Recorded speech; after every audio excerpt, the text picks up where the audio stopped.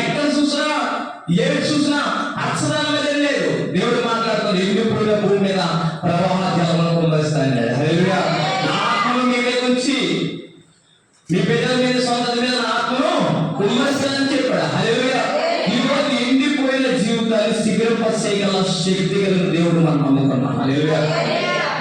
మన బ్రతుకు ఒకసారి అనుకుంటాం, మన బ్రతుకు అయిపోయింది, మన జీవితం లేకపోతే ఆశ లేదు, ఇంకా మనకి ఎవరు కూడా సహాయం లేదు, ఎందుకంటే నా బ్రతుకు అయిపోయింది అని ఎండిపోయిన బ్రతుకులో ఉండవచ్చేమో. అని దేవుడు ఎండిపోయిన బ్రతుకు శిఖింపచేస్తాడు.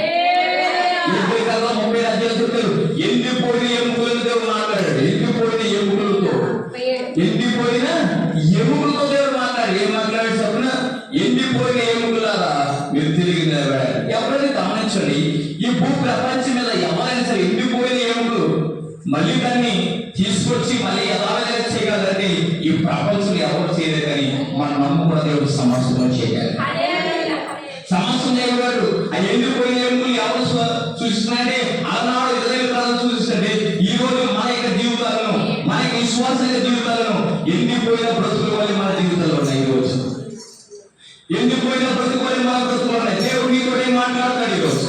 దేవుడు నీ జీవితంలో ఎటువంటి ఆశ హోప్స్ లేవు, ఎటువంటి నిరీక్షణ లేదు. నేను మళ్ళీ మామూలు మనసు అవుతానా, మళ్ళీ నా జీవితం బాగుంటుందా, మళ్ళీ నా జీవితంలో ఒక ఆశ కదా అని చాలా మంది అంటారు. కానీ దేవుడితో మాట్లాడతారు, ఎలాంటి బ్రతుకైనా సరే మార్చగల శక్తివంతులు మనం నమ్ముకున్నది. ఎలాంటి బ్రతుకైనా సరే ఈ లోకంలో బ్రతుకు అయిపోతుందా, ఇంక ఇది లేవలేదు